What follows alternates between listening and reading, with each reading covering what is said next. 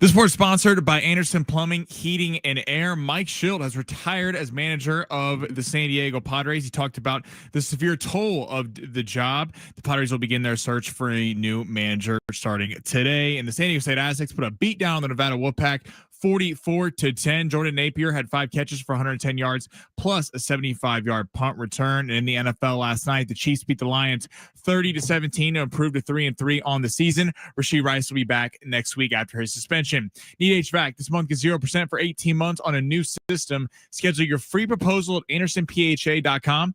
Anderson, fast and reliable.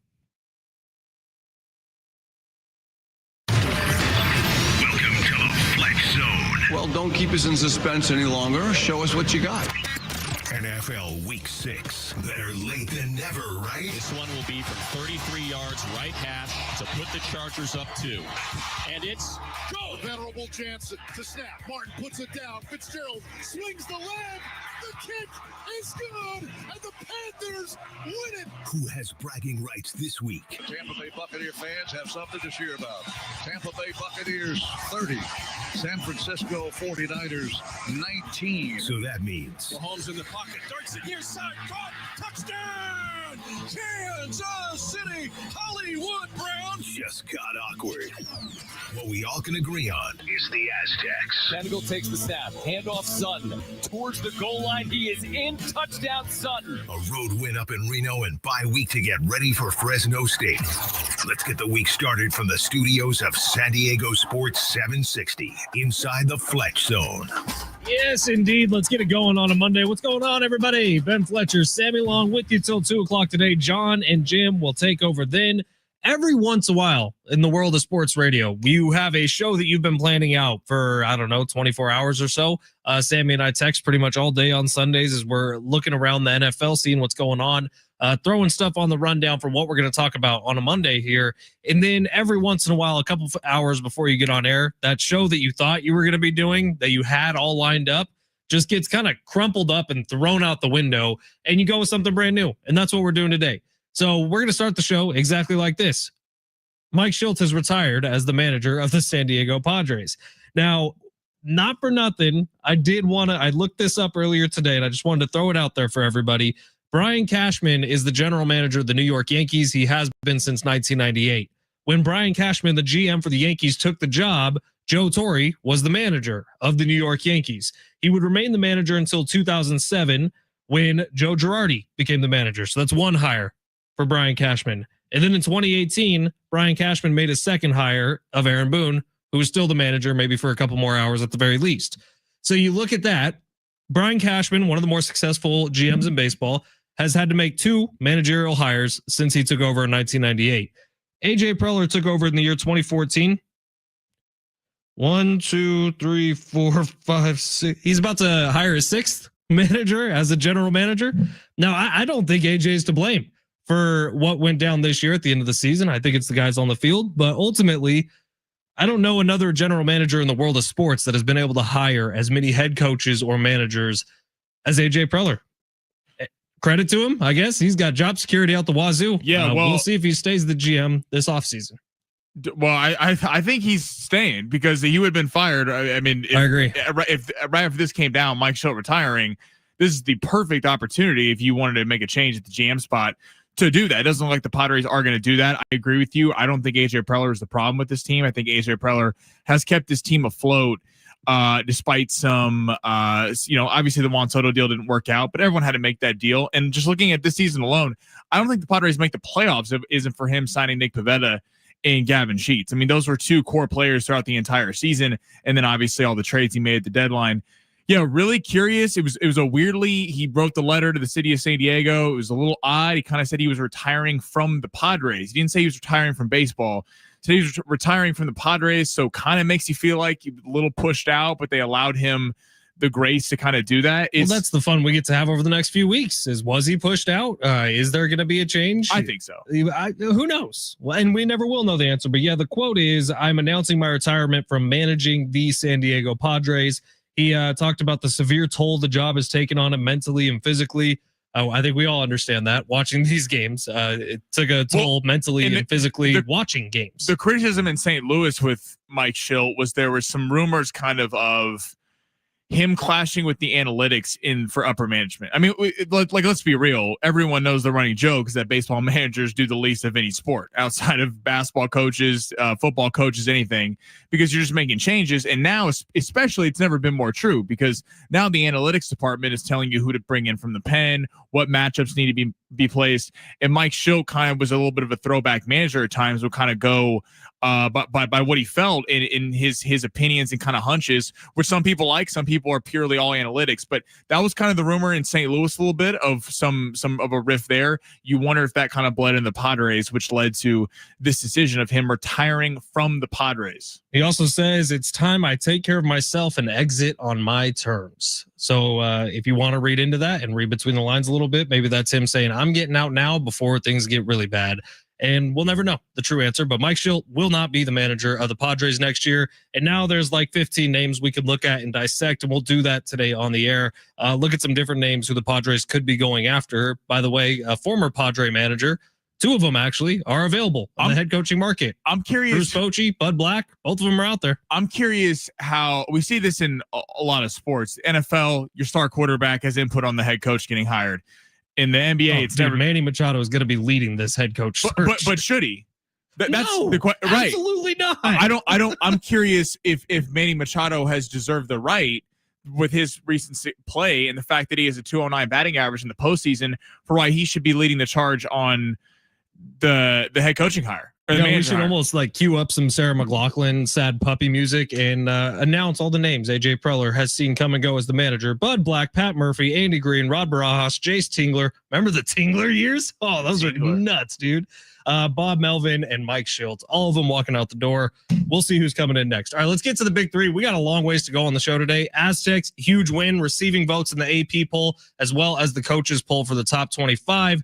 Crazy week of NFL games once again. Yes, my Niners lost. Yes, Sammy's Chiefs won. Thank you, CJ, open guy. Yeah, it's interesting that we didn't get to that quickly. It's a convenient week. It's a convenient day where we don't get to the fact that the Niners lost and the Chiefs won. Thank you, Mike Shildt, for retiring. I appreciate you. You really just helped out the open of the show today. Oh, trust me. We're going to get to it. Sure. But right now it's time we do something called the Big Three, where Sammy rips through the top stories in the world of sports. Sammy, smash it. Your lunch break is here. Ready to go back to the office and knock the socks off your friends? I mean, coworkers? It's time for the top stories of the day. The Big Three. You want to watch the show? A couple ways for you to do it. On X at Fletch and Sammy. On YouTube at San Diego Sports 760. You can find us there. YouTube stays live from noon all the way to 6. John and Jim take it over right after we get off the air. The big news of the day is Mike Shildt retiring as the head coach or the manager of the San Diego Padres. But Sammy, what else is going on in the world of sports? Let's start with those San Diego State Aztecs, man. Putting an ass whooping on Nevada on the road, 44-10. They currently got 2 top 25 votes to get in the top 25. They're not there yet, but they're getting some national recognition. Thoughts on the performance and then moving forward? So let's start with Chris Johnson, which is where the story of the season should start for the Aztecs. The cornerback, he is now the highest rated cornerback in the country. He was heading into this game, still is. So in the defensive backfield, San Diego State has analytically the best cornerback in the entire country so far this season. And then let's get to Sean Lewis, the head coach of the Aztecs. JD Wicker every week jumps on the pregame show with me and JR Tolver, the athletic director of the Aztecs. He told us on the pregame show this week that when Sean was first getting hired, he said, by the time we get to games 16, 17, and 18, that's the time you need to start judging me, because that's when everything will have come full circle and my coaching really goes into place. This was game number 18 that just happened on the road against Nevada. And it was, as Sammy said, what was the exact 2 words that you said? An ass kicking. An ass kicking. That's exactly what it was, Sammy. I think you're starting to see the Sean Lewis plan kind of starting to come together. That's back-to-back weeks up over 40 points. That hasn't happened in about 30 years on the Mesa. It's back-to-back weeks of solid drubbing of Mountain West opponents, this time on the road. I think a lot of questions got answered. I am not surprised to see them receiving votes. In fact, if they go on the road 2 weeks from now after the bye week and beat Fresno State, I wouldn't be surprised if they potentially crack the top 25. I think they will too, because you got USC, who got a big win over Michigan. They're going to be playing Notre Dame this week, number 13, SC's 20. So the loser there is going to fall out of the top 25. You got Texas, who's barely hanging on because they got a big win over Oklahoma this week. Penn State just fired their head coach. Penn State, we're getting to that in a minute. Jesus. Well, I mean, there's a lot of opportunities, there's a lot of fluctuation in college football. The Aztecs, I know people are frustrated that they're not in the top 25 today. It's all right. If they keep winning, they're going to be in the top 25. I think the most interesting thing, though, about the Mountain West is it felt like UNLV and everyone else heading into the season, because UNLV, now these games, if you haven't watched Running Rebel football, they score a gazillion points, they give up a gazillion points. And I think if you would have polled most people at the beginning of the season, could the Aztecs hang with them, you would have said no, because even though the defense could have kept them in games, the offense wasn't good enough to really keep pace with them. Well, they've completely flipped that script. Denegal looks like a completely new quarterback. Never got his real shot at Michigan. Jordan Napier, 5 catches, 110 yards. Also having the punt return touchdown. Lucky Sutton having a nice day on the ground. I mean, they got legit weapons on offense, and you really wonder if it's a 2-horse race between UNLV and San Diego State for the Mountain West title. Boise State's going to be in there too, but San Diego State gets to host Boise State coming up in just a couple weeks. So we'll see how all that goes. Now, the surprising one is that San Diego State basketball was not ranked in the first top 25 of the season by the AP poll. They never are, but it'll take a couple weeks. I'm sure. Yeah. Aztecs College basketball will get ready to go. to get in there. All right, go. We're going to Miami. I mean, okay, I don't know if you saw this. If people heard these post-game pressers from Tua Tagovailoa, those 2 interceptions, they barely lose to the Chargers. They take the lead late. Herbert leads them down. Ladd McConkey, they kick a field goal to win it 29-27. Tua Tagovailoa, though, goes post-game, calls out his teammates for not showing up to players-only meetings on time, also calls out the leadership of the team. Do you like these comments from Tua Tagovailoa, and is he right or should he be talking? I feel very bad for Dolphins fans right now. They're in the hurt box. I don't know. Sorry, CJ. Have you seen what else is going viral with the Dolphins? It's the way Mike McDaniel stands at his press conferences. They say they're cooked because he stands on one foot and the other foot kind of sideways. Like it's crazy what's going on right now with the Miami Dolphins. This is very unquarterback-like of Tua to go out there and do this publicly to the media. And if he was a better leader, this would never even have to be said. This is the type of situation where you go the next day in practice, you find who the problems are, and you either have conversations with ownership, general managers, or those players directly and say, hey, you're in this next meeting or I'm kicking your ass. That's how it goes when you're the leader of a team. And for Tua to do this, it seems very, very soft to me. But it seems like there is no leader right now in Miami. Not from the coaches, not from the players. They're a very disjointed program. No, this feels like Tua the last 3 months in the offseason has done everything in his power to avoid criticism. We heard this early remember that report coming out about when Tyreek in offseason training about how, because of Tyreek's comments talking about he might want to be traded after last season, Tua had to rebuild trust with him. Now all of a sudden we're calling out leadership. Well, dude, you're the star quarterback of the team. You're supposed to be the star quarterback of the team. That's who you're talking about, leader. Like, that's who you're looking for. And now, I mean, this is just press conference 101 in a team that's fell to 1-5. Sounds like he's trying to get Mike McDaniel and Chris Greer fired, because you say this, then all of a sudden Mike McDaniel comes to the podium next and gets asked the question. Mike McDaniel was not prepared for it whatsoever because he hadn't heard of it. The PR person clearly had not told him that Tua had said this. And I mean, Tua getting after it, like Tua threw 2 interceptions yesterday. I mean, I know he had the late comeback there and made it tough on the Chargers, but this is not like Tua's throwing 5 touchdowns a game and the defense is letting him down. Tua is one of the main reasons why this team is losing. And I think you're going to see why they're going to take a quarterback high in the draft next year. And unfortunately for Mike McDaniel and Chris Greer, they're probably going to be out of a job, but I don't think it's necessarily their fault. All right, let's save big story number 3 for the other side here. Read a couple of these texts. 615, Mike McDaniel stands on one foot because he's using the other foot to push up his cute little capri pants over his calf.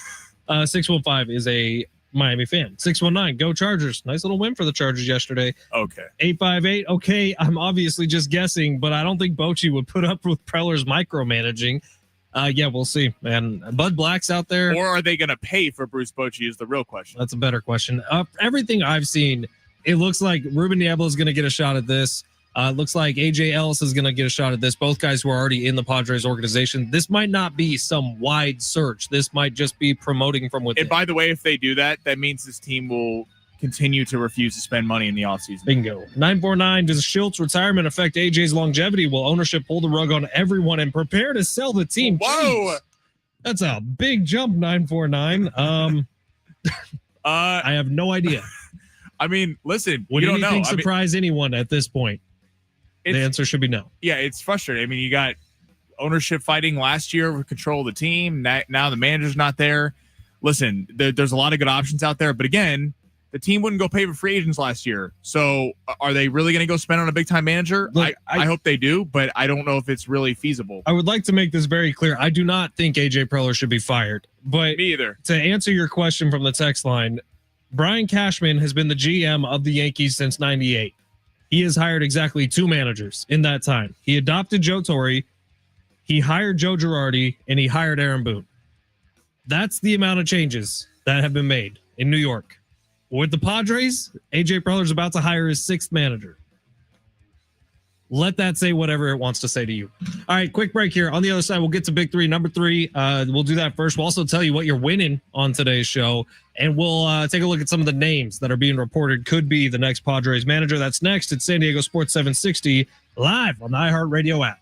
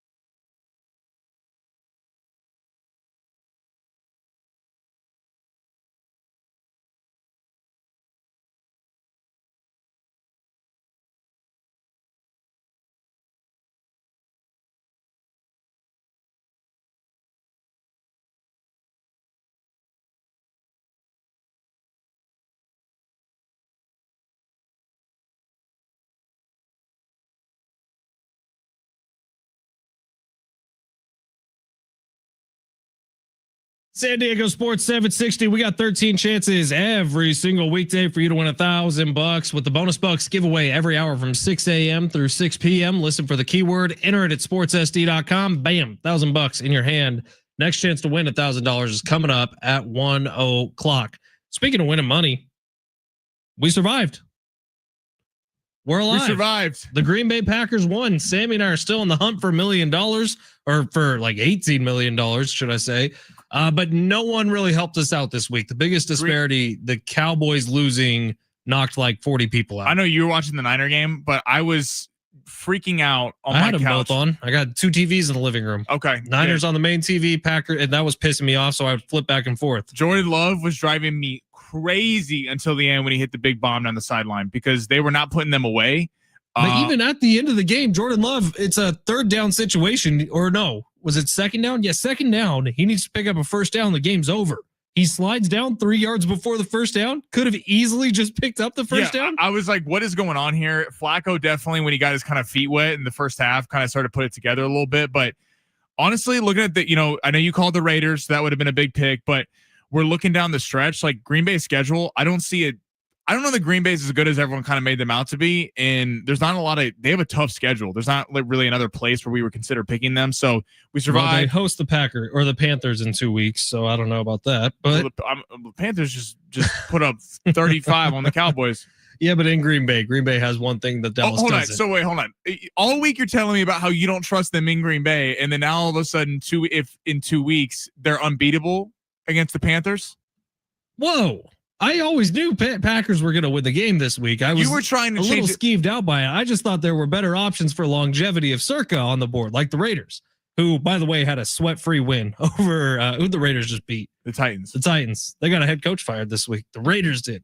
All right, we'll get back to the NFL, or we'll get back to the Padres. Excuse me. We got a bunch of names that the Padres could hire as their next manager. You'll hear that list coming up in about 8 minutes.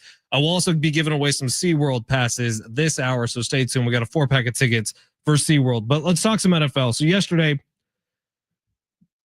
no upsets, huge ones on the board. But if you're looking specifically at one game and one game only, how much more injured do the San Francisco 49ers have to get? Oh, is this where we're going? Just quickly. Like, seriously, how does this happen? Now, you lose Nick Bosa early in the season to a torn ACL, and then boom, 2 weeks later, 3 weeks later, your captain of the team, the number one dude in the defense, Fred Warner, dislocates his ankle and is going to be out for the season.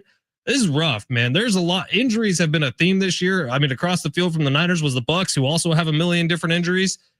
They really take the fun out of football sometimes. Yeah, I mean, that's what I was trying to say when the Chiefs were 0-2, and I kept saying that they didn't have their whole receiving core. But like I said, that they would be back, and now still the second favorite to win the Super Bowl, like we all knew would come back after we kicked the something out of out of the Lions.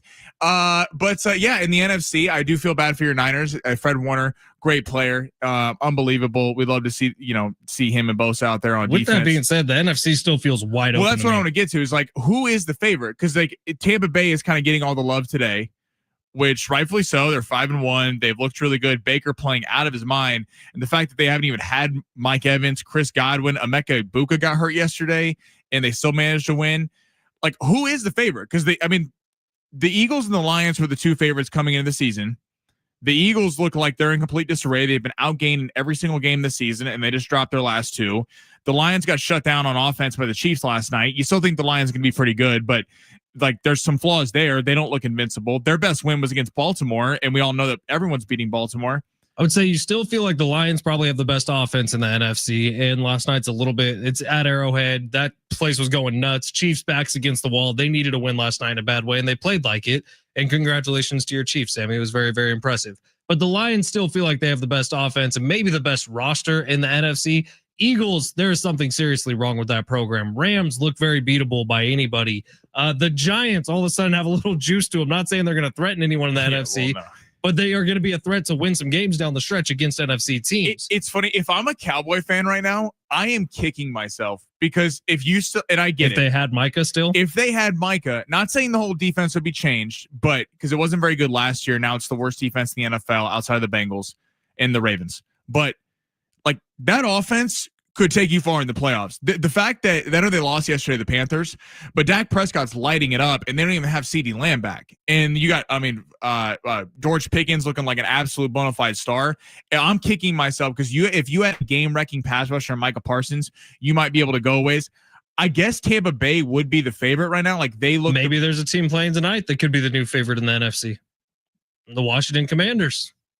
That's what I want to get to. They're healthy. I'm so excited for this game tonight. If Jaden Daniels can kind of steady the ship after coming back off of injury and they start playing well, like they were in the NFC Championship game a year ago, who says they can't do it again? That's why you kind of feel like one of these second-year quarterbacks. Like we have 3 NFC teams playing tonight: Falcons, Bears, and Commanders, with all 3 second-year quarterbacks. The fact that it's this wide open and there's not really a defense in the NFC that's so much better than everyone else. Hell, I'll even throw your Niners a bone. I think the injuries are stacking up, and I don't think they're getting to a Super Bowl. But like, They're going to be the Bengals of last year. Offensively, they're going to be able to score 35 a game, and they're not going to be able to stop anybody. But that's, I think, the question the Niners have is you sit there and go, normally if Fred Warner and Nick Bosa go out, you're like, tank the season, try to get picked. But the fact that the NFC doesn't really have a dominant team, you wonder if apparently they were calling on Trey Hendrickson yesterday. Like, you wonder if you try to reload a little bit, considering that there's not a team that's so much better than everyone else in the NFC. It feels like in the whole NFL. Like, I don't know who is the standout team so far. Bills look beatable. Chiefs have looked beatable at times, although they're getting healthier. I don't know that there is that one team. All right, 619 saying if Fletch hadn't called a Lamar Jackson injury in the offseason, this probably wouldn't be happening. That was a little odd that you called that. It's a little like I just had a gut feeling. I said it at the time. I don't want to say this out loud. I just have a gut feeling that this is going to happen. But I did say it out loud, which is my mistake. 760. I went to SeaWorld Halloween night last year. Bro, it's the perfect date night. Highly recommend. 760. Had a good Saturday night. Funny you should say that, 760, because we got a 4-pack of Hallow Screen tickets to give away for SeaWorld San Diego. This year, new horrors have awakened. 5 haunted houses, 8 terrifying scare zones, hidden speakeasies, and the shrills of coasters after dark. Select nights now through November 1st. Get tickets now at SeaWorld.com/San Diego. Your opportunity to win those 4 tickets is coming up next. You're listening to San Diego Sports 760 live on the iHeartRadio app. We have a list of who the Padres are going to be reaching out to fill that managerial void. You'll hear the list coming up next.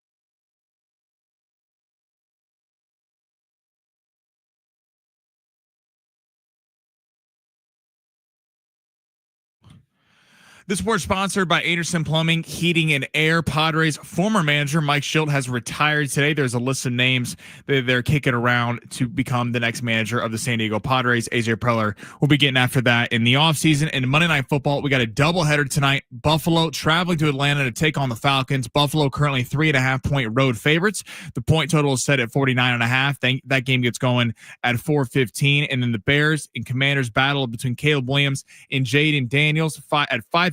Washington is currently a 5.5-point home favorite with the point total set at 48.5. Need HVAC this month is 0% for 18 months on a new system. Schedule your free proposal at AndersonPHA.com. Anderson, fast and reliable.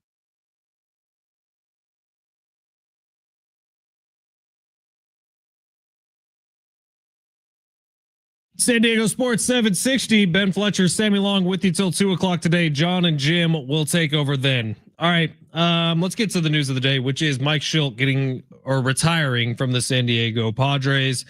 It was a sudden decision. It seems like Kevin Acee has an article out about how the decision first popped into Mike Shildt's head that night at Wrigley Field after the Game 3 loss. And then he waited about 9 days. And yesterday he sent the letter over to the UT, or early this morning, he sent the letter over to the UT. And you can read that letter. It's up on Kevin Acee's latest article. And I think he says a lot of good things. It is very PR. But I do think the Padres unfortunately already missed the boat on the no doubt next hire to replace him, which would have been Skip Schumacher, who's been in this Padres organization before. Fans in San Diego absolutely love him. And oh, by the way, he's a hell of a baseball mind. He already got hired by the Texas Rangers, replacing Bruce Bochy. So there's a list now of options internally and externally that the Padres could be going after. This again is up on the UT. Jeff Sanders had this article up, but AJ Ellis is considered to be a favorite. He was Kershaw's personal catcher with the Dodgers, has been on the Padres staff for the last few years. Brian Esposito is also a former catcher who was in the majors. He's 46 years old. He's been a part of Shildt's staff the last few years. They love him over at Petco Park. Mark Loretta, who we all know the name, he's actually working more in the front office right now with the Padres, but could end up being an option as well. Ruben Niebla, the Padres pitching coach, also a huge option, actually expected potentially to be interviewed by other teams because there are 8 other managerial opens right now. And Ruben Niebla is a hot name in the world of Major League Baseball. Now, outside the organization, Ryan Flaherty has been a name that's always been attached to AJ Preller. Nick Hundley, former Padre, is a hot rising star in the world of future Major League Baseball managers. Albert Pujols. He's going to the Angels. His name is out there, though. He's he's still technically under contract with the Angels in some form or fashion. Yeah, apparently they're interviewing with him. That feels like he's going to the Angels, but maybe probably. We'll see. But that name's on the list. David Ross is on the list. He's kind of a usual suspect anytime there's a managerial opening.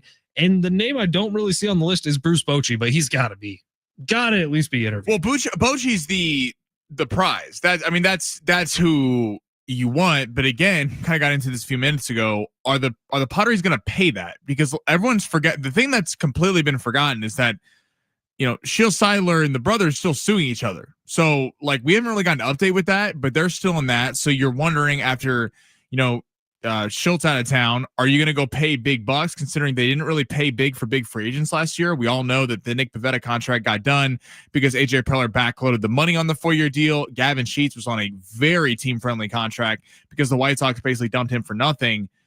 You just wonder, if you're not going to go spend on high priced free agents, but that at least sells. Like, you could sell that to fans. Like, if you're going to spend money, go get a big slugger. Or if they're not going to do that, are they really going to go spend on a high price manager? Now, when we're talking, this is a matter of opinion that I have right now. I don't think Preller has necessarily been the leading voice on either of the last 2 hires. I don't think Bob Melvin or Mike Shildt were necessarily Preller hires. His hire is going to be like a Jace Tingler, somebody who's a baseball nerd who he wants to bring in. You remember he called Jace Tingler his baseball soulmate? Like, they saw the game through the same pair of eyes. Well, Tingler didn't exactly work out. Neither did Melvin. Neither did Preller. In fact, going back to Bud Black, no manager with the Padres has lasted more than 2 years. Bud Black was here for, I think, 4. So you look at everything together and it's like AJ Preller and managers has kind of been oil and water. And it actually seemed like he and Mike Shildt got along pretty well. And Mike Shildt's just going to retire now, quoting that it's been tough on him mentally and physically.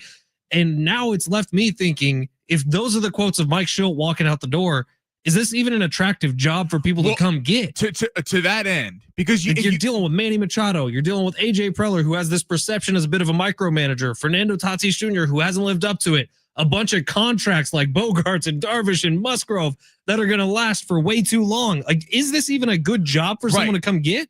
That's kind of the question I've seen today is this the most attractive opening? Because a lot of the other openings around Major League Baseball are dumpster fire teams that just don't spend a lot of money. So, I mean, obviously being an MLB manager is attractive, but especially in the MLB, half the teams don't even have a shot to win the World Series before the season.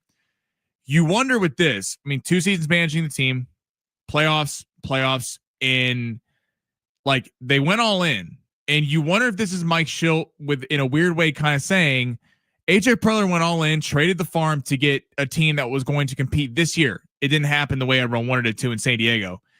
Does he feel like there's a limit to the cap of this team and it's only going downhill from here, and wants to get off the ship before it sinks? That's kind of where your mind goes to because if you think like on paper, if you're Mike Shildt, you go, I got a GM who goes all in and tries to help me win now, doesn't worry about prospects. A lot of GMs around the league, that's all they care about is getting prospects and setting it up for the next manager. It's an odd situation to leave, assuming either he wasn't pushed out and they're just letting him publicly say he's retiring, or number 2, he doesn't believe that a core group of Manny Machado, Fernando Tatis Jr. can get it done in the postseason, and we're going to see more of the same. Yeah, I'm hoping we learn more about Mike Shildt's retirement. I wonder if he, takes another job in baseball. There are 8 managerial hires right now that need to happen before the start of the next season. Is Mike Shildt one of those guys? Does he go to a different Major League Baseball team and is the manager? That's going to tell us a lot about what's going on with the Padres. And this is kind of cryptic because he says it's his decision. He wanted to go out on his own terms, blah, blah, blah, blah, blah. Well, does that mean you thought that in a couple years or next year, this was going to end not on your terms? Is it already not ending on your terms, but you're just saying that? There's a lot of questions that need to be answered. I don't know that we'll ever truly get the answer from Mike Shildt or from the Padres, but whoever is the next manager, we've said this now 3 times, is probably the final manager for AJ Preller. Right. And is this AJ maybe saying, hey, Mike, why don't you say you retired to help me out so it doesn't look like I'm firing someone else and I don't have to, I don't know. This is chaos. And to that end, Mike Shildt gets to go. So he's in his letter, he said, I'm retiring from managing the Padres. He didn't say I'm retiring from baseball. I'm retiring from managing the Padres. Mike Shildt gets to go in other job interviews and go, hey, I made the playoffs both years. And every year he's been the manager, he's had a 90-win team. Right. He gets to go, we were competing for the division. The Dodgers spent a lot more money than us. This is what he's going to say to everyone else and go, I thought I put the best foot forward, and I didn't like where the direction of ownership was going with the ownership infighting and the lack of prospects now to trade and make better deals, considering this team didn't get it done. That's what he's going to do. To your end, it's like if he waits 2 more years and the team gets projectedly worse, because you think next year they're going to have a shot to do something. And then after, unless there's a massive trade where Tatis is getting dealt or you're getting a ton of prospects back, you got to think that this core group is only going to get worse after next year. You wonder if Mike Shildt didn't want to be the scapegoat and kind of got ahead of this thing. It's interesting what Mike Shildt is telling you by the fact that he's retiring from a team that you look at on Major League Baseball and go, like, I wonder if other people have paused now. They're going, wait, you left San Diego with a team with stars, with one of the nastiest bullpen pieces in all of baseball, considering you're going to get healthier next year. Like, it's interesting. It's a weird look for this team. You're getting out on my terms is the quote that I'm going to keep going back to in this letter from Mike Shildt, because I'm just curious when exactly he thought this was going to end, and if he's jumping ship before things get really bad in San Diego. Well, and also real quick, like AJ Preller, where he doesn't have a contract past next year. Yeah, but there was an article from Kevin last week, and Kevin said on our show he's probably going to have a contract here in the next couple of weeks. I don't think this was contingent on that. I don't think that is going to be contingent on this, but we'll see. It is going to be AJ Preller's job at his office who hires the next manager. It's not John Seidler who's going out and picking someone up. Yeah, like I believe in AJ Preller. I think AJ Preller's caught a lot of flack that's not entirely just. And at some point, the players have to produce on the field. You can only make so many trades and so many deals to acquire. But I just spilled coffee everywhere. We need to take a break because it's all over the computer that's holding the stream. Oh, that's great. That's awesome. All right. San Diego Sports 760. Long shots coming up next. Pray for my computer.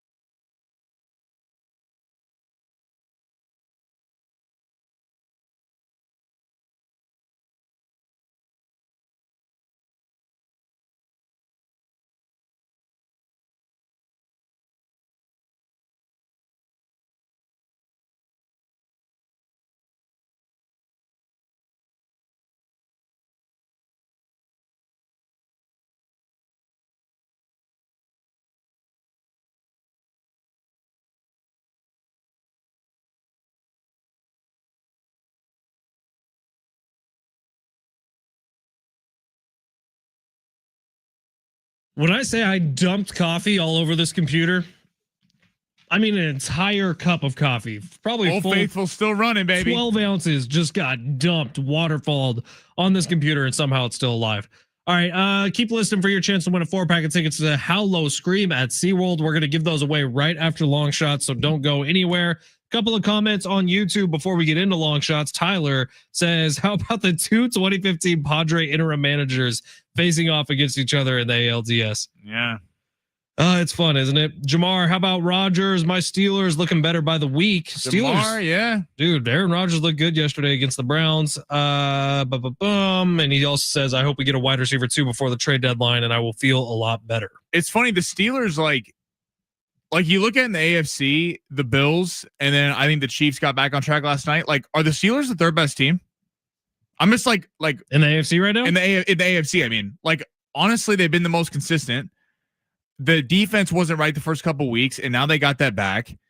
Like, the Chargers, I can't trust with all the injuries right now. There's just the entire offensive line is banged up. The running game. Now, I got to give Vidal a lot of credit. He was fantastic yesterday, but you worry about some of the depth there. I mean, Denver's offense was dreadful against the Jets. I know they got the win. Like, I honestly would power rank Pittsburgh 3 right now, I think, in the AFC. Yeah, you might have to. They've certainly been good so far. All right, let's get to long shots where Sammy takes us through a daily fantasy sports lineup every single day. We like to use Prize Picks. You can use whatever you want, but if you do use Prize Picks, use promo code Fletch when you sign up. You get a $50 bonus after your first $5 entry. Rough weekend for long shots. 619's calling me out. Now, let me give a little. What was that little record scratch? That was. Don't worry about that. Okay. Because college football is where we lost it. So very frustrating. Arch Manning, bud, baby, I need you to start throwing the ball. I don't know what's going on here. Why Texas will not throw the ball? 166 yards and 2 touchdowns. He had about 70 yards at half. That was unacceptable. I thought. What did the text line have to say to you? Why are you upset? The text line said 619 long shots last weekend was more like Sammy's off by a long shot. Hashtag ride with Sammy. My brother did text me on Saturday after college football didn't go your way or our way, I guess. He said, screw Sammy Long. Hey, big bro.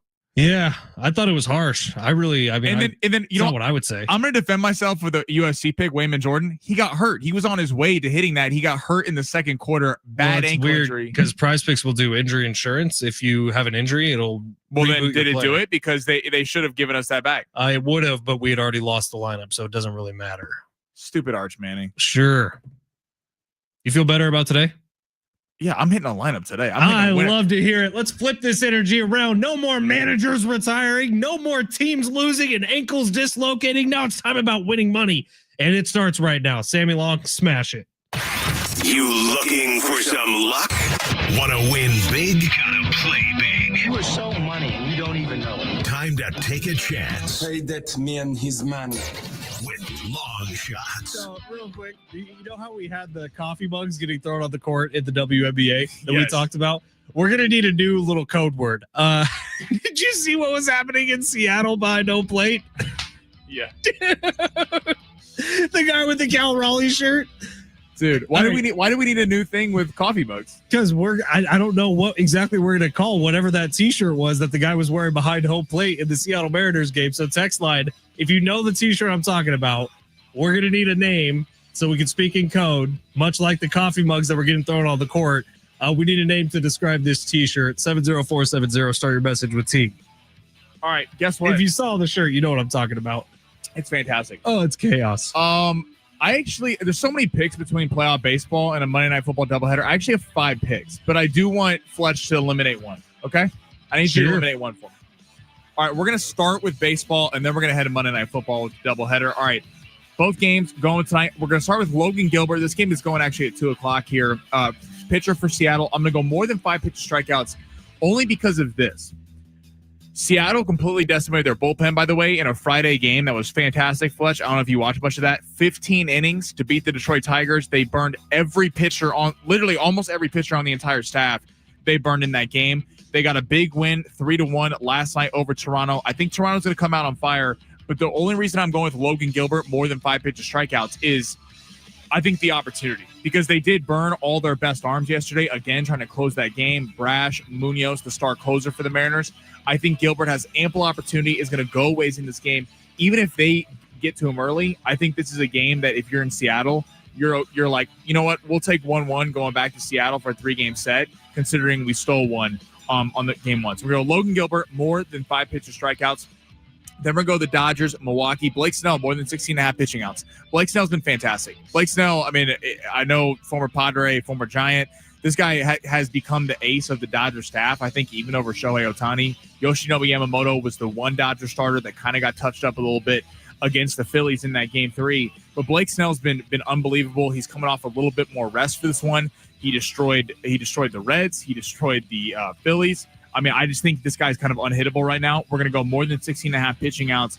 Blake Snell, Dave Roberts already said he wants to leave the starters in there as long as possible because the bullpen has been suspect outside of Roki Sasaki kind of becoming a star for the Dodgers on the back end. More than 16.5 pitching outs for Blake Snell. All right, Monday Night Football, Game 1, Bijan Robinson against Buffalo. We're going to go more than 32.5 receiving yards for Bijan Robinson. More than 32.5 receiving yards. I think this is a big night for him. Michael Penix Jr., Ed Oliver in that pass rush can be trying to get after him a little bit. I think we're going to see a lot of checkdowns. Michael Penix is not a mobile quarterback. He likes to stand in the pocket. They got to get the ball out of his hand fast tonight. I think this is going to be a pretty close game, and I think Bijan's got to be the star if we're sitting here talking about a big upset by the Atlanta Falcons tomorrow. Bijan Robinson, 32.5 receiving yards out of the backfield. I think he becomes a big receiver tonight. Going to the night game. Caleb Williams, more than 227.5 pass yards. This is my favorite pick of the day. Caleb Williams, I mean, this is career-defining game tonight. Think about where we're at. You get taken above Jaden Daniels, the guy who goes to the playoffs last season, goes 2 road victories. People are talking about Caleb Williams potentially being a bust. Drake May is tearing it up for the Patriots. We'll see about Michael Penix. Bo Nix is leading the offense well. People forget, the season went down the drain for the Bears last year when they lost off the Hail Mary to the Washington Commanders. They had won 3 straight games up until that point. I think we're going to see an absolute duel on the road. Vegas is telling you they believe that Washington is going to be leading. They're 5.5-point home favorites. I think the pass yards is an easy number for Caleb Williams to hit. I think he's going to have a really big night because he could flip the entire script of his career so far by getting a win over Jaden Daniels-led Commanders in Washington. More than 227.5 pass yards. And then my 5th one, on the other side of that game, Ja'Cory Krosky-Merritt, the running back who's really kind of elevated for the Washington Commanders. He's kind of stepped in and been the guy after the Austin Eckler injury. Again, we're following what Vegas is telling us. They think that Washington is going to be leading in this game. I think the Bears defense is a little bit underrated, could contain Jaden Daniels somewhat in this game. Ja'Cory Krosky-Merritt, more than 70.5 rushing yards. I think we see early them trying to run the ball early in this one tonight. So to recap, Logan Gilbert, pitcher for the Seattle Mariners, more than 5 pitcher strikeouts. Blake Snell, pitcher for the Dodgers, more than 16.5 pitching outs. Bijan Robinson, more than 32.5 receiving yards. And then in the night game, Caleb Williams, more than 227.5 pass yards. Ja'Cory Krosky-Merritt, more than 70.5 rush yards. I get a veto? Yeah. Good. Bye, Caleb. No. Yes. No. You can keep it in yours if you want, but man, you are way too confident on that pick. Well, tell me why that's not going to hit. It was 227, right? Yeah. I never even put it in to begin with because I knew that was going to be the one. Okay, hold on. Outside of you being a hater on Not Caleb being Williams a hater. and just Not being a hating hater because you're on salty Caleb. because the Niners lost yesterday, explain to me why that's not going to hit. The Washington is favored by 5.5 points. I assume you're picking Washington tonight, right? I think it's going to be a close game. So you think it's going to be a close game, but Caleb Williams is not going to play well? Come on now. If you think Washington's going to be winning, that means that Caleb is going to be trailing. They're going to be passing the ball. The Bears have won games this year. He's gone over 220 once on the season. You don't think he's got extra motivation side against the guy that everyone says should have went number 1 over him? He's only been over 220 yards once this season. This is why Vegas loves people like you, because you just look at the past. Oh, I think that's such a mistake. That's my veto. All right, well, I'm keeping it in. You want a side bet on it? Just you and me? No, you've already taken enough L's in the last day. You don't need you to take another one. Yeah. Sammy, I am smiling and I'm alive. I'm a happy guy. I like the pick. Okay, you keep it in. I like the pick. I thought you were going to give better analysis for the veto. I'm vetoing your veto. It's not a common thing for Caleb Williams to get close to that yardage. That's the veto. And I think that you love Caleb Williams and you want this to happen. You might be going with your heart a little bit. I'm not going with my heart. I'm telling you, if you don't ever think that there has been a game that Caleb Williams is going to be more jacked up for against the guy that everyone says should have went over him. It would have changed the Bears' fortunes if they had only taken Jade Daniels, the kid out of LSU and formerly Arizona State, over the surefire number 1 pick who has not lived up to expectations up to this point in the season. Okay, alternatively, because we can make fun week. narratives either way. If you're Washington Commanders tonight, you look around the NFC, see what's happening, and be like, oh, we could be that team this year. We could step into the number 1 spot. All we have to do is prove it tonight against who? A quarterback we've already beaten the crap out of? They didn't beat the crap out of him. They beat him on a Hail Mary last year. So I don't know. I just think you could kind of spin this one either way. I don't feel comfortable with Caleb Williams. Put it in if you want it. Sammy, you want to rip through him one more time? Okay, we're going to go Logan Gilbert, pitcher for the Seattle Mariners, more than 5 pitches strikeouts. Blake Snell, more than 16.5 pitching outs for the Dodgers tonight. Bijan Robinson, more than 32.5 receiving yards. And in the night game, Caleb Williams, more than 228.5 passing yards, just went up. That tells you all of San Diego's betting it right now. We're moving lines on the Fletch Zone. And Ja'Cory Krosky-Merritt, more than 70.5 rushing yards for the Washington Commanders. All right. If you want to react to that, if you think Caleb Williams is going to hit that number, he's hitting the number. 70470. Start your message with team 70470. Our buddy Rich jumping in saying, I'm with Fletch. The Commanders defense shut down Herbert last week, and they're only getting better. Rich, I love you, but I know you're a Washington fan, and I think you also don't want that to happen. All right. Well, Sammy, you're a Caleb Williams fan. Okay, but also think one thing's going to happen. Here's the difference between the Chargers. The Chargers have no offensive line. I'm giving Washington a lot of credit. I think Washington's a damn good football team and has a case to be one of the best in the NFC. But the Bears are different. The Bears' offensive line is completely remade. The Chargers literally had no one. Slater went out and has been out for the season. All goes out. We don't need to justify this anymore. That's okay. We all know Williams is hitting this over tonight. If you want to win a pair of tickets, actually a 4-pack of tickets, how about that? To SeaWorld's Hallow Scream, right now is the time to call. This year, new horrors have awakened. Not the other thing text line. With 5 haunted houses, 8 terrifying scare zones, hidden speakeasies, and the shrills of coasters after dark. Select nights now through November 1st. Get tickets at SeaWorld.com/San Diego or caller number 8. You're going to SeaWorld Hallow Scream with 3 of your friends. 877-767-4760. Caller number 8. You're going to the show. All right, we got a whole nother hour to preview Monday Night Football, react to Mike Shildt's retirement, and react to Week 6 in the NFL. We have a special guest dropping by at 1:30. This coach, is Jane Rhyme with Smoch Pantera. The man. Can't wait for it. Coach Quintera coming up at 1:30 to react to Mike Shildt's retirement. All that still to come. Hour 2 next.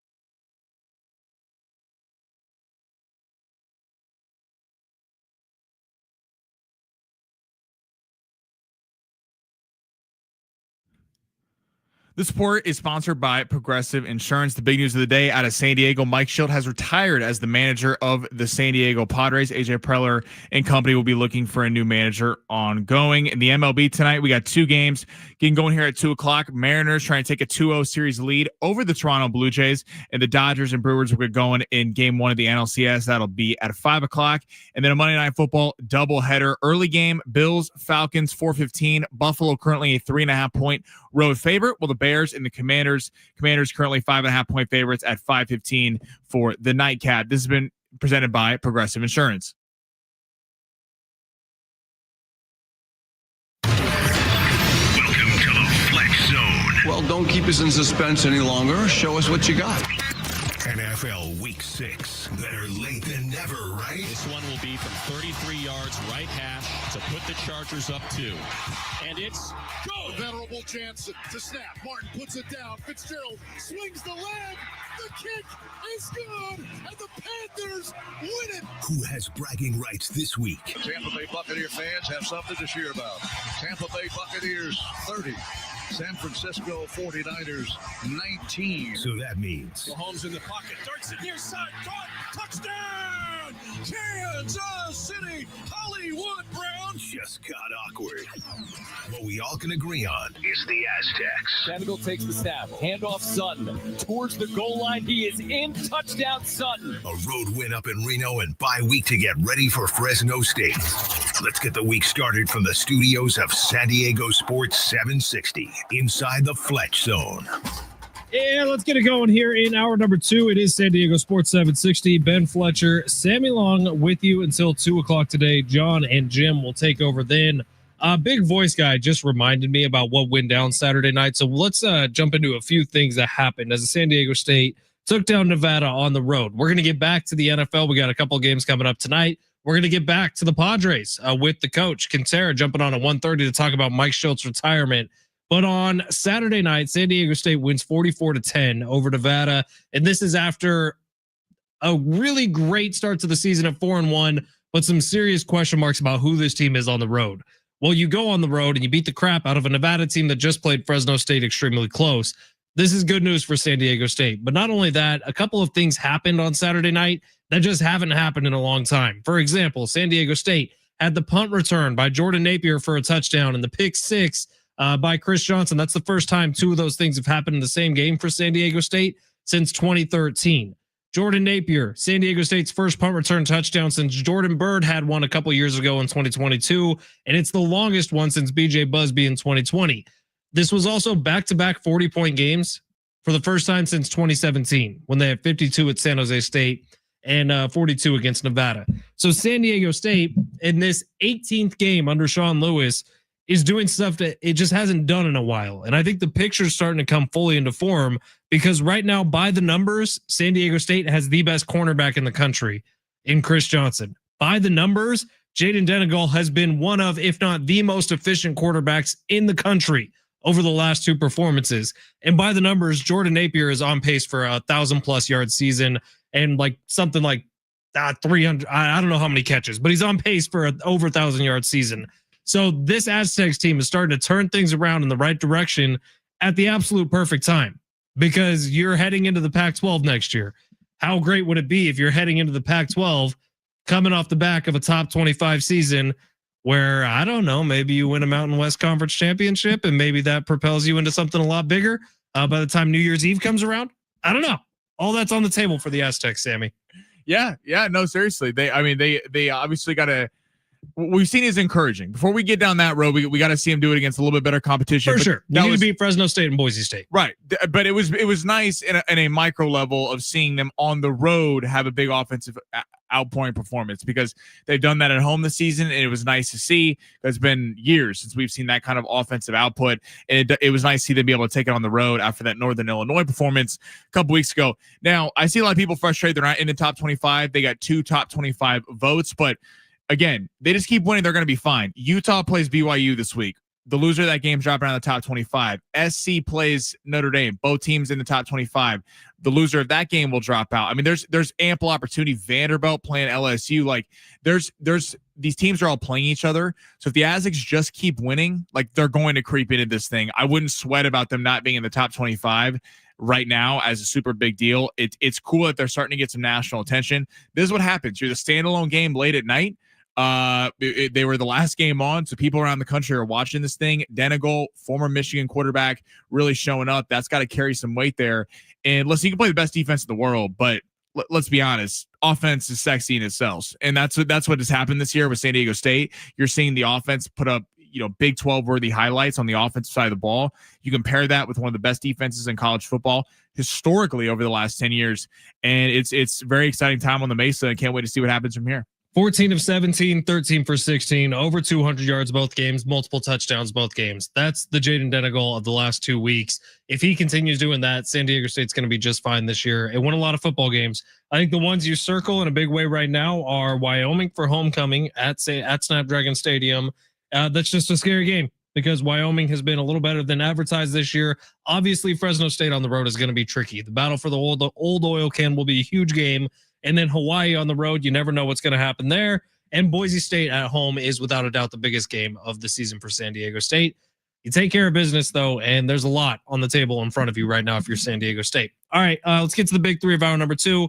We got Coach Quintera jumping on in about 25 minutes to talk about Mike Shildt's retirement. And coming up next, we are going to get into the 2 Monday Night Football games tonight, give you a little preview there. But, Sammy, let's smash it and get into the big three of hour number 2. Your lunch break is here. Ready to go back to the office and knock the socks off your friends? I mean, coworkers? It's time for the top stories of the day. The Big Three. 858 says, shout out to our boy Lucky Sutton. San Diego's finest could be a potential draft pick by the Chiefs next year. Make some calls, Sammy. Lucky Chiefs Sutton need some running back. Definitely come to the squad. Look, it's cool what San Diego State has going on in their backfield right now because Christian Washington and Lucky both scored on Saturday. All three of these guys, Byron Cardwell Jr., Christian Washington, and Lucky Sutton, all went to high school here in San Diego. Well, first off, that's the thing that it's cool is we're seeing some local homegrown talent have success. Like, let's just be honest. For years, USC, UCLA, Arizona State came into San Diego, took all the best players, and San Diego State was left with the scraps. And it's cool that San Diego State is keeping some of the top guys, not letting them go up north, not letting them go out east, and just keeping them in San Diego State. You see what happens. And the messaging I'm hearing now out of that locker room and front office is Sean Lewis saying, look, if we don't get you on the first time around when we're recruiting you, like say it is an Ohio State coming in to pick somebody up in San Diego, he's saying, well, when that doesn't work out for you, if that doesn't work out for you, we'll get you the second time around. Totally. And you can come back. And that's what happened with both Byron Cardwell and Christian Washington. Byron Cardwell was at Cal, at Oregon, makes his way back to San Diego State. Christian Washington was at UCF, makes his way back to San Diego State. They're all having a ton of success now. It's fun to watch. All right, Sammy, where we're starting? How would you grade Mike Shildt's tenure as the Padres manager? I mean, come on. So it's an interesting question. It really is. 2 90-plus win seasons. You got an NLDS bounce out and a wild card bounce out. Let's go B- because the nicknames knock you down a touch, but it would be a B. So I'm going to say B if we're being completely honest about Mike Shildt's tenure. It wasn't amazing, wasn't bad. He gets a passing grade. Yeah, I'd say C+, B-. It's serviceable. I mean, he got the team in the postseason. There's a lot of buzz. I think why I'm knocking him down is the lack of postseason success and the fact that you look at the Dodgers the last 2 years, despite the Dodgers winning the World Series last year and being the favorites to do it again this year, for a large chunk of that season, I mean, 2 years ago or a year and a half ago, the Dodgers really faltered down the stretch. You know, the Padres had the famous triple play, and unfortunately they lost the next 2 games where they didn't really have a shot at the division. They kind of caught them late. There wasn't a lot of opportunity. This year, the Dodgers tried to hand the division to the Padres on multiple occasions throughout the season, not just early, not just late. I mean, all of it. And it was disappointing that the Padres couldn't take advantage of it because who knows if you're able to host a series at Petco, how big of a difference that makes. But we'll never know. I would go C+, B-, something like that. Seems fair. It is because the talent on the roster would lead you to believe there should have been 2 NLCS appearances, not an NLDS and a wild card bounce. Right. There's too much talent for the amount of mediocrity that's been here. They should have been playing late October, not out at early October. Exactly. All right, we're into college football. James Franklin. Okay. Oh my God. Third straight loss for the Penn State Nittany Lions to Northwestern. I didn't even know Northwestern had a damn football program. No, I did. Actually, their facilities are amazing. Their facilities, but they're known for brains. They're not known for just smash people on the football field. Lose to Northwestern. James Franklin fired. $49 million buyout for James Franklin. Reaction to this, and what is the next big head coach in college football to get clipped? I don't like how much smack you're talking on Northwestern right now. Look up their facility. Northwestern has one of the coolest universities in the entire country. No, it's a great university. It's not known for football. Their football facilities are unreal. James Franklin needed to go. He probably needed to go to the week prior. This is the annual reminder that the best job in the country of America is being a fired college football head coach. His buyout is $50 million. He is going to be making tens of thousands of dollars per minute he is fired.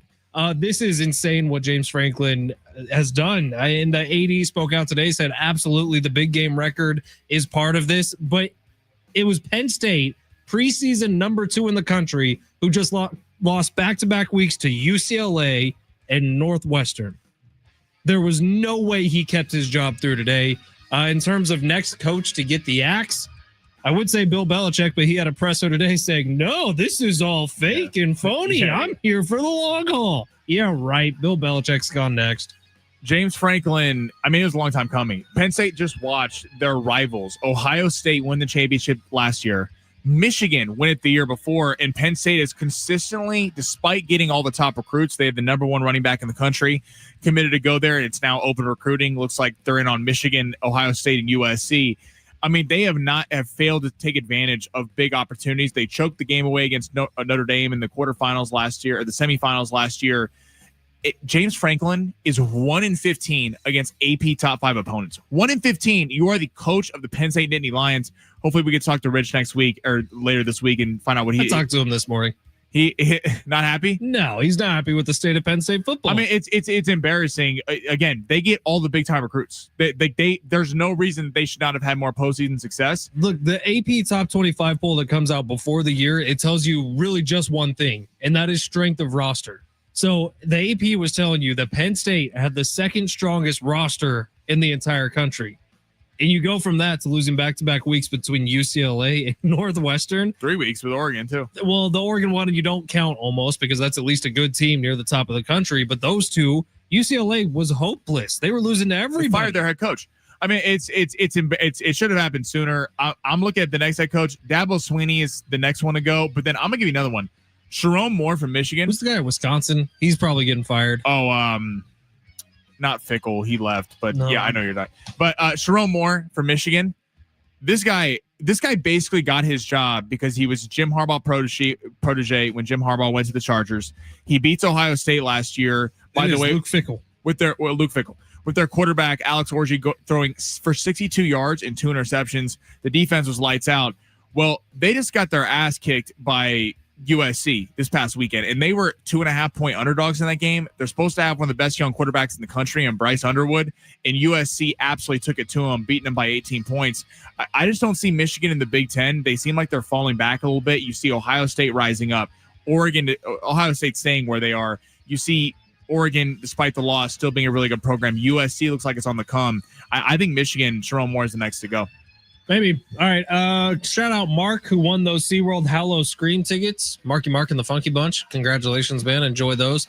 We'll have more tickets to give away tomorrow. John and Jim will have some coming up this afternoon, so don't go anywhere. Coach Quintera is going to be joining the show coming up in 15 minutes to talk about the sudden retirement of Mike Shildt. Sounds so spooky when you say that. By the way, Sammy, do you buy that it's a retirement? No, I think he got pushed out. I 100% think he got pushed out. I don't know where I'm at right now. Or I think Mike Shildt was like, I think Mike Shildt thinks it's a sinking ship and didn't want his reputation to go down. That could be part of it. Like Shilt's getting out while it's still back-to-back 90-win seasons and everything is like hopeful in Padres land, and he's getting out before maybe something bad happens this But it feels offseason. like this offseason, now I know they just lost, but it doesn't feel like last year you looked at when you barely lost to the Dodgers, even though it was like tough to swallow. You looked at this year as being a team loaded for bear. Yeah. I don't know that you feel that way about next year right now. Well, I didn't feel that way about this offseason, but we'll see, man. Weird times out of Petco Park. Coming up next, let's get into the Monday Night Football matchups. Maybe some spots for you to sprinkle some money on tonight's games. That's next. It's San Diego Sports 760 live on the iHeartRadio app.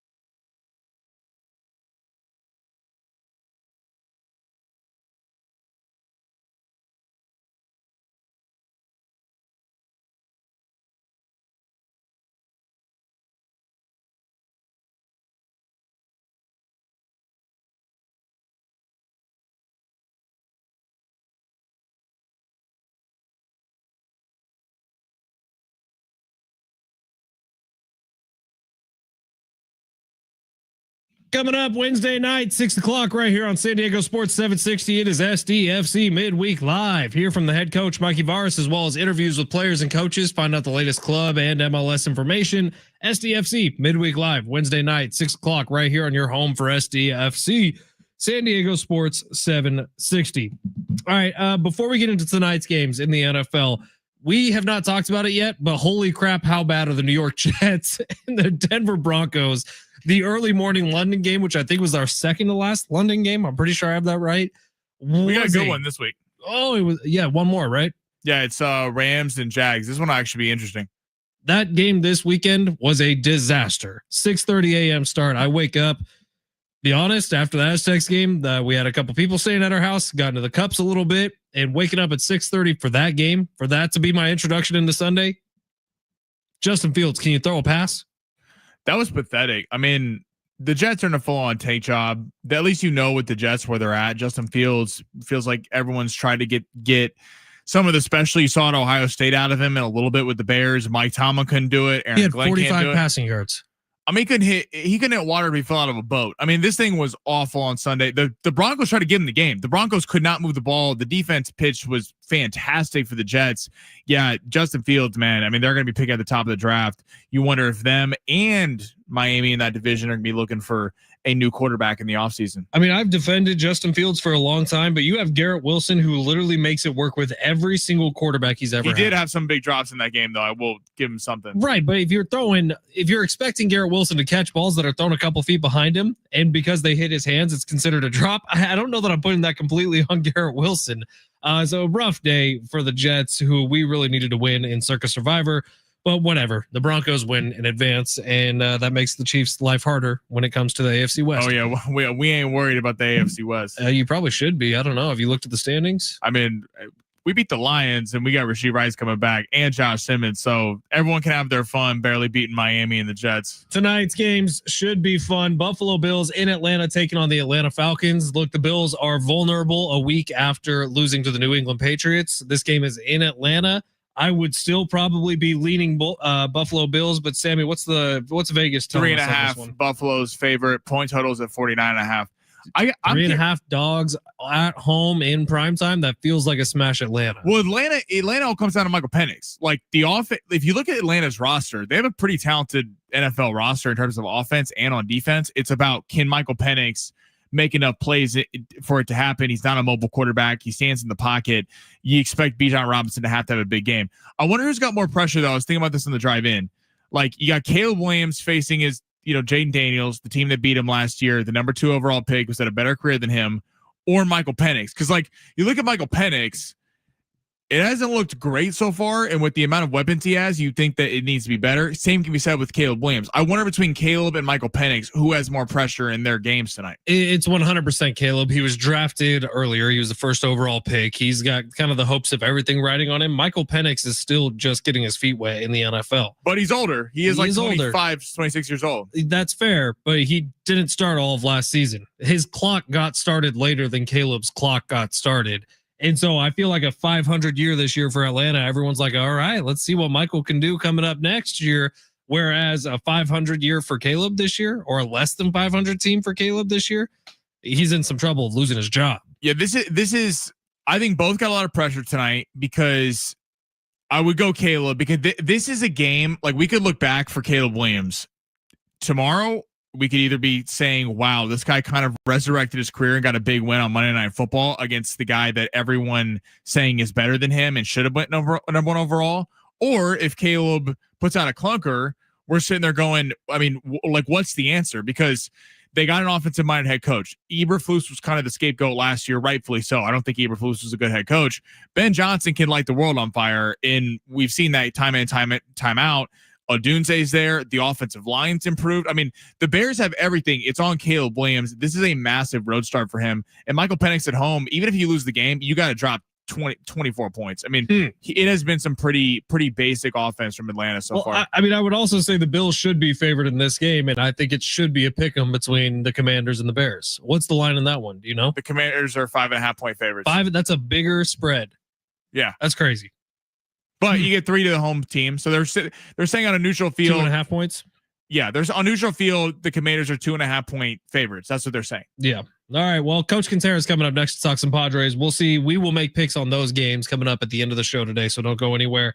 But Mike Shildt suddenly retires. What does that mean for the future of the organization? What does that mean for AJ Preller? Who does the coach think that should be the next head coach and manager for the San Diego Padres? We'll hear from him coming up next. San Diego Sports 760 live on the iHeartRadio app.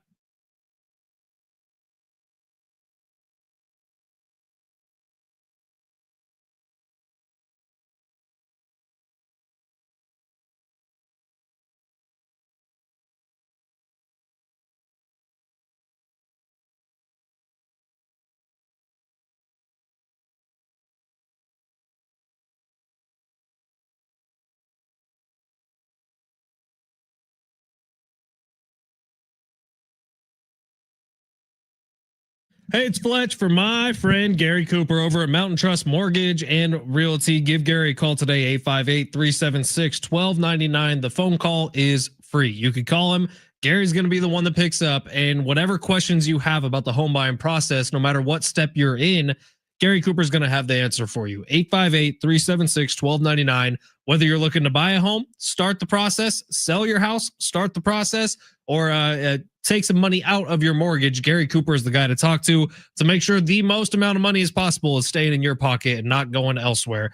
Gary Cooper prides himself on eliminating the smoke and the mirrors and the shell games when it comes to mortgages. He will tell you why when you call 5 different companies, you get 5 different answers regarding your interest rate. I was just talking to Gary last week, actually, and he told me about this program. So if you're a teacher or you're married to a teacher, listen up.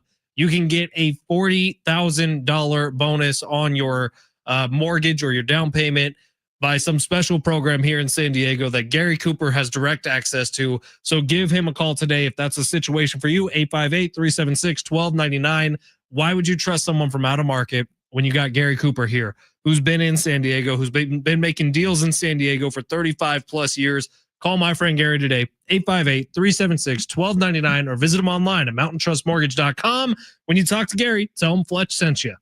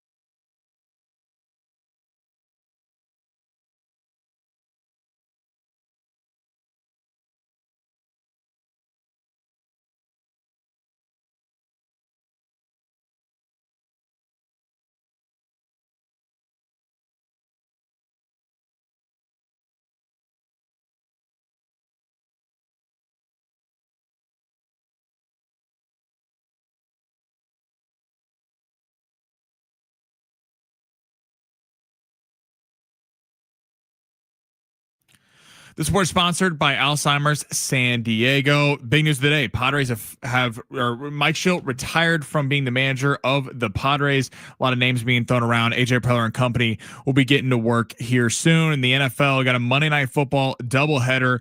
Buffalo traveling to Atlanta to take on the Falcons. That game's at 4:15. Buffalo's currently a 3.5-point road favorite with the point total set at 49.5. And the Bears, Commanders, Caleb Williams versus Jaden Daniels, 5:15 tonight. Washington favored by 5.5, and the point total is set at 48.5. Let's get walking for the 100,000 San Diegans with dementia. Join Alzheimer's San Diego on October 18th at Balboa Park for the Walk for ALZ. It's free, and all donations provide support to those with dementia in San Diego County. Visit alzsd.org/walk.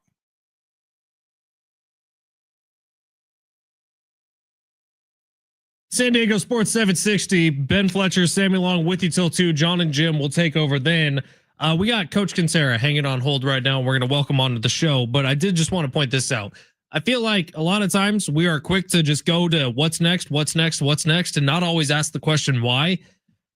Mike Shildt retiring, instead of, and this is probably my fault, instead of going through, well, here are all the options for who could be replacing Mike Shildt, we should be asking, why the hell is Mike Shildt retiring? Is that a sign of things to come for the Padres? Are we worried that Mike Shildt is jumping out and bailing before stuff gets really bad?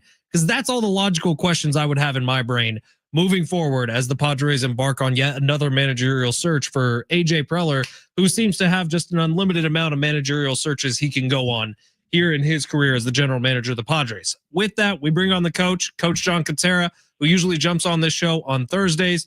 Coach, am I right to be a little concerned about the reason why Mike Shildt, with 2 years left on his contract, is deciding, hey, I'm going to step away from this team. We'll see what happens. Well, Fletch, a Monday surprise, there's no doubt about it. I'm taking about a month off from my podcast right now. And the first day that I'm taking off, right at 9 o'clock, the news comes down today that Mike Shildt retiring. And I had somebody text me. I go, you got to be kidding me. And then all of a sudden the story started to come out that he was a retire. And he said, this season has really taken a toll on him mentally, physically, and emotionally. And I think every year a season takes a toll on a manager. And, Mike Shildt, he'd been at it a long time, 34 years in professional baseball, grinding, 57 years of age, probably a little bit of a frustrating year. But, the thing that I have to ask myself, I know how badly Mike Shildt wanted this job 2 years ago. He was working in the organization, and when Bob Melvin left, obviously we know that him and AJ didn't get along. And Mike Shildt really pleaded for this job, and they gave it to him. And, whether you like Mike Shildt or not, and, I've been kind of lukewarm on him. I think he's a really good baseball guy. I didn't necessarily really care for his managerial style. Nor do I care for about the way some of his ball players go about, their business on the field. But at the end of the day, the guy did a hell of a job. I mean, you're judged by wins and losses. He did a great job. 93 the first year, 90 this year. They fell short. And, they were having these organizational meetings last week, from what I understand. Okay, that's what they were saying in the paper, that they wanted to find out, why did they go out in the wild card round? Well, it's very easy. They're not good enough right now. They're, of the 6 teams in the National League, they're probably the 5th best team. I think the one team that made the playoffs that the Padres are better than are the Cincinnati Reds. They're not better than the Dodgers. They're certainly not better than Philadelphia. I don't think they're better than Chicago or Milwaukee, for that matter. So there's where it lies. Now, if they have these organizational meetings, I would imagine Mike Shildt was a part of those. And maybe he didn't like what he was hearing. I find this really odd to see a major league manager, considering these jobs are coveted. There's only 30 of them in the world. And with 2 years to go on his contract, he walks away. Mike Shildt, you look at his career, he's had a really good career, but for whatever reason, he got let go in Chicago or in St. Louis. And we heard it was philosophical differences. But to walk away, you don't want to walk away. You want the Padres to fire you so you can get paid. Now, he's going to be out there, be a free agent. Maybe he'll take a year off. Maybe he'll recharge his batteries and he'll come back. But, where do the Padres go from here? Well, I think before we start talking about, this guy, that guy, and 38 other guys out there, I think we need to know the status of AJ Preller. I don't think any good baseball man, unless you're desperate for a managerial job, is going to come to the Padres with their general manager and head of baseball operations only under contract for one more year, because if they weren't to bring AJ back, then that manager would probably feel like he was a lame duck because he's not the guy that was hired for the new guy coming in. So until the Padres come up with a deal for AJ Preller and announce that, I think we may sit here on our hands for a few days. Maybe they'll hire somebody, within the organization or somebody they know very closely. But I think we need to find out AJ Preller's status before we worry about the new manager. Coach, kind of getting so Mike Shildt did something interesting in the letter today. Said he's retiring from managing the Padres. Do you think this was kind of him being pushed out, or do you think this was genuinely him going, "I'm done. I don't want to be here anymore"? I you know what, Sammy, I don't know, and I want to take the man for his word. I realize how difficult it is. I saw some tough years here with Buddy Black and with Bruce Bochy, and I saw the wear and tear that those guys went through. Normally, managers will take, some time off and, get away from it and then start evaluating what they did, what they liked, what they didn't like. But again, from what I understand, they had organizational meetings. I have to believe Mike Shildt was a part of those organizational meetings. And I can tell you this, if I was under contract, they'd have to fire me before I walked out the door, because I'm going to force them to pay me for those 2 years. I don't see Mike Shildt being retired forever. I just don't see it. I think he'll get another opportunity. But again, I think he's always going to have a job in baseball in some capacity. I think probably his greatest strength is probably teaching fundamentals. I could see him running a farm system. I could see him, being a roving instructor or a special assistant to a general manager, go down and evaluate ball players. I think he's really, really good at that. My big deal with him is every once in a while, you don't call out your players, but you have to let the media and the fans know that, we didn't play well tonight. You watch good managers, whether it's Francona or Dave Roberts or whoever. If the ball club doesn't play well and you say, man, we got to pick it up. We're not doing this very well. We got to do this. I mean, there was a constant alibi with this ball club, and I got tired of it. I believe you can't fool the fans, and you especially can't fool a lot of the fans in San Diego. They're really knowledgeable baseball fans, and that kind of bothered me. I didn't think he was really all that great with the media, and I think that some of the veterans probably ran the team more than he did. And again, Machado, I don't know if he's a leader or not. They say he is. They want him to be, but I don't know if that's the case. Whoever you bring in here, you got to bring a guy in that can run the ball club and is going to call guys out, not publicly, but accountability-wise in that clubhouse. Because, if you let even your best players get away with something, it's not a good thing. And guys start, taking advantage of that. And, we're running through another manager with a lot of the same cast of characters, and we hear about the clubhouse, whether it's good, whether it's bad, but something's got to change. And I know this. Mike Shildt may have felt, hey, you know what? The Padres are maybe going to cut payroll, or they're looking to move this guy or that guy. Maybe he didn't agree with what was going on. Maybe he saw the light starting to slowly get dim here in San Diego, and he thought, you know what? Maybe this is a good time to exit, even though I've got 2 years money coming to me. I'll walk away. I've done a good enough job over the last 5 years as a major league manager. I'll get another opportunity. I mean, he's rolling the dice if he's planning on, saying he's retired and then coming back a year from now.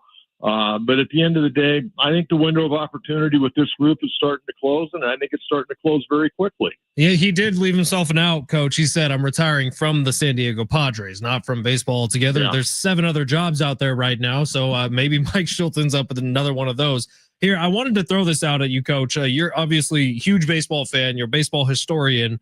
But since 1998, which was when Cashman got the job in New York, he's made exactly 2 managerial hires, because he adopted Joe Torre, he hired Joe Girardi, he hired Aaron Boone. That's been it in New York. AJ Preller inherited Bud Black, fired him after half a season. Pat Murphy was there for half a season. Andy Green for 4 years. Rod Barajas for 8 games. Jace Tingler for 2 years. Bob Melvin for 2 years. Mike Shildt for 2 years. there's no other GM that gets to hire this many managers. And it looks like AJ Preller, assuming he gets some sort of contract here in the next couple of weeks, is going to get to hire his 5th or 6th manager. This seems very non-baseball like. What do you think the next couple of weeks is like for AJ Preller? Is he going to sign this extension? Well, I think he has to be offered an extension. I don't know that that's been offered. I read Kevin Acey's article last week and said, it's pretty much well known that Mike Shildt will be coming back, and it's presumed that AJ Preller will be back, and they're going to announce a contract extension for him during this month. Well, Shildt's gone. Now we got to wonder about AJ. But I'll be honest with you. I think the ownership, if there's any, if they're kind of dragging their feet and wondering, well, should we give AJ an extension or we should not give AJ extension? I think Mike Shildt may have, given them an out to, if they wanted to let AJ go now, they could bring in a new director of baseball operations who could hire the manager, and you could start all over again with a new crew. We'll see, Coach. This is going to be a wild offseason for the Padres because we also have not heard about this lawsuit for a matter of months now since last offseason. Right. We haven't heard John Seidler speak into a microphone for what seems like a year.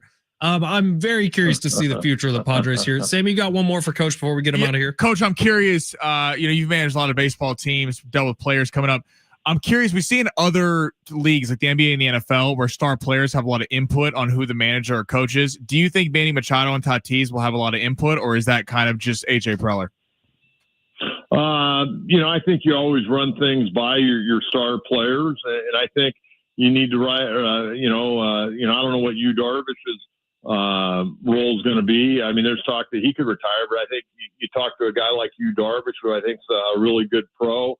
Machado and Tatis are going to want a guy in here. They're going to let him leave him alone and let him just go out there and play. But I think you do have to let your star players know, what direction you're looking to go and take their input.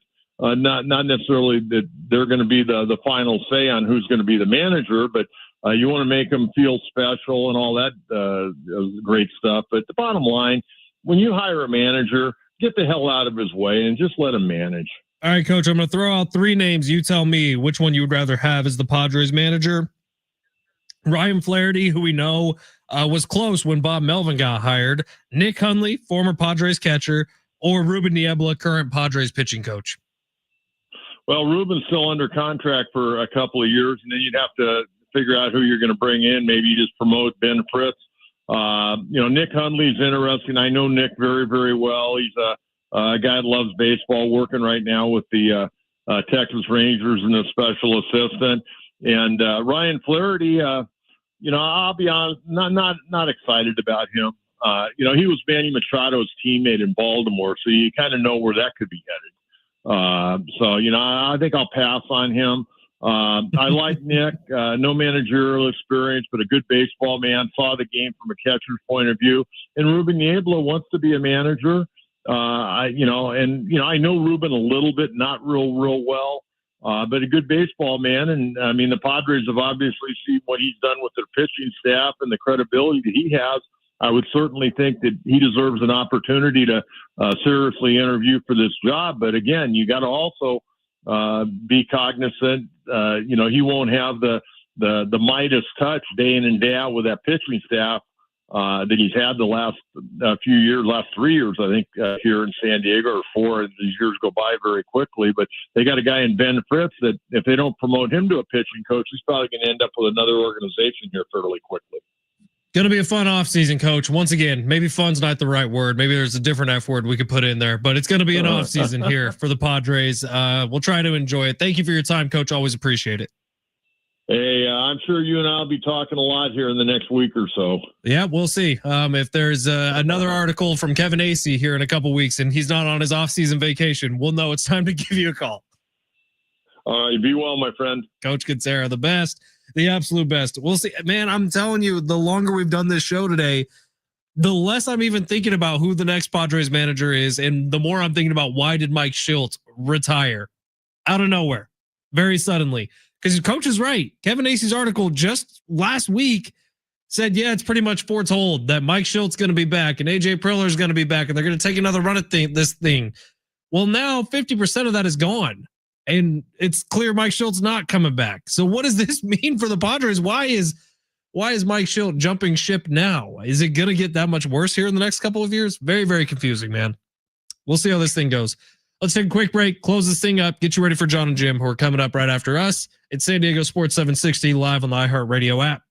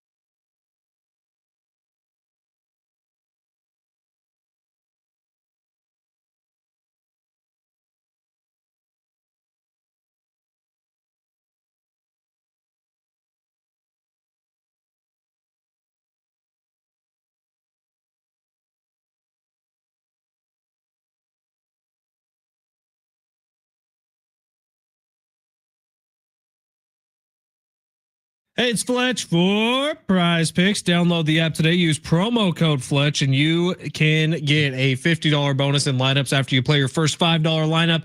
Prize Picks is the best. It is my sports watching companion. It's next to me during every game I watch, no matter what the sport is. We got basketball starting up here. I believe we're 8 days away from the start of professional basketball. Football is obviously roaring. 3 nights of the week, every single week, and college football is on fire as well. Download the Prize Picks app. Use promo code Fletch. Get that $50 bonus in lineups to after you play your first $5 lineup, and you can make a lineup like this: Logan Gilbert, more than 5 pitcher strikeouts tonight; Bijan Robinson, more than 110.5 rush plus receiving yards; Blake Snell, more than 16.5 pitching outs; and Ja'Cory Krosky Merritt, along with DeAndre Swift, more than 117.5 rushing yards. That's what we're going with tonight. You can do the same thing by just downloading the Prize Picks app and using promo code Fletch and getting that $50 bonus in lineups. Taco Tuesdays, Flex Fridays. Best part about the app are the promotions, the discounts that hit the board all week long for different events. Download Prize Picks. Have the most fun you're ever going to have playing daily fantasy sports and get some action here in California. Download Prize Picks today. Use promo code Fletch, because on Prize Picks, it's good to be right.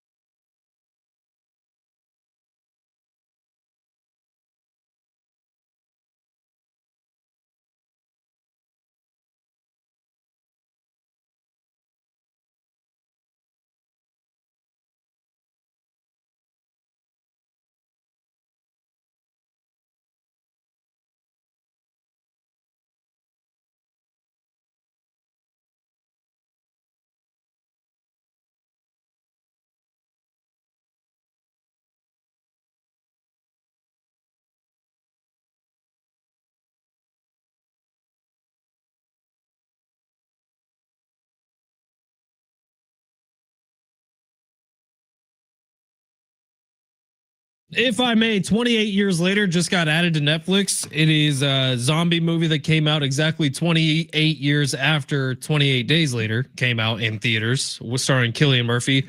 28 years later, fantastic movie. Just came out on Netflix. It starts as kind of like a cool action adventure zombie movie. And then the storytelling, the surprise character about halfway through the movie that gets added to the movie, everyone knocks it out of the park. One of the best kid actor performances I've seen in a really long time. I need to watch those. My friend, we were talking in the break. I heard they're fantastic. The original one is amazing. It's 28 Days Later, Cillian Murphy and a bunch of other people. It launched a lot of careers. It's not the best movie, but it's a really well told zombie story. It's just before zombie movies could even look good. Yeah. And then 28 Weeks Later is a hot steaming pile of garbage. 28 Years Later, which just came out this past year, they shot a lot of it on the iPhone, the newer iPhone, and it looks amazing. The storytelling's fantastic, and kind of the wrinkle that they put on a zombie movie is really, really cool. I need to check that out. I'm excited for Black Phone 2 Friday. Dude, the original was so scary. Dude, I saw it in theaters. Dude, when the little girl's riding her bike, like, oh my God. I'll watch it. It looks fun. But yeah, I highly recommend 28 Years Later. Very, very good. All right. Tonight's games we need to pick. Sammy, give us the lines. Atlanta is currently favored by 3.5 at home against the Buffalo Bills. And then the Washington Commanders currently favored by 5.5 against the Chicago Bears at home in Washington. All right. We're going to break some rules. I'm taking Bills in game 1 over on the over under. Okay, that's at 49.5. So you think there's 50 points scored? I think this Bills are going to score a lot. They got embarrassed last week. This is a big time get back game. Do we have a score? Give me 32 for Buffalo, 24 Atlanta. Okay, 32-24. So we're hitting the over. Yes. Okay, I'm gonna go Bills 24-20. Barely cover against the Falcons, and that would hit the under for me, under to 49.5. All right, game number 2. You said it's a 5.5 point spread. Yeah, Bears Commanders 5.5 point spread. Point total is set at 48.5. You are going to take the Bears to cover. I will not. Commanders win this game going away. I actually think it turns into a little bit of a blowout in the second half. Give me Commanders 28, Bears 17. Oh, okay. I think this is going to be a barn burner. I think we're going to see 27-24 Bears. Caleb Williams' first signature win of his career, and gets a big momentum burst going in there, because I think Washington's a very good team. I do think the defense looked a little bit better than it is against the Chargers because of all the injuries the Chargers had. I think big performance by Caleb Williams and the Bears tonight. John and Jim are coming up next. I got a peek at their guest list for who's on their show today. Padres fans, get excited. It's going to be a good one from John and Jim as they react to the news that Mike Shildt has retired as the manager of the San Diego Padres. John and Jim will tell you all about it. They also have a 4-pack of tickets to go to SeaWorld. Also, John Schaefer on TV this morning. Dude, John looking tidy, looking good on KUSI this morning. My guy had a blazer on. I think it was a tweed jacket. Looked like he was about to teach like Health 1 at a junior college or something. Health 101. Kids, today we're learning about the birds and the bees. John brought his banana and his... All right, John and Jim are next. It's San Diego Sports 760. We'll see you tomorrow.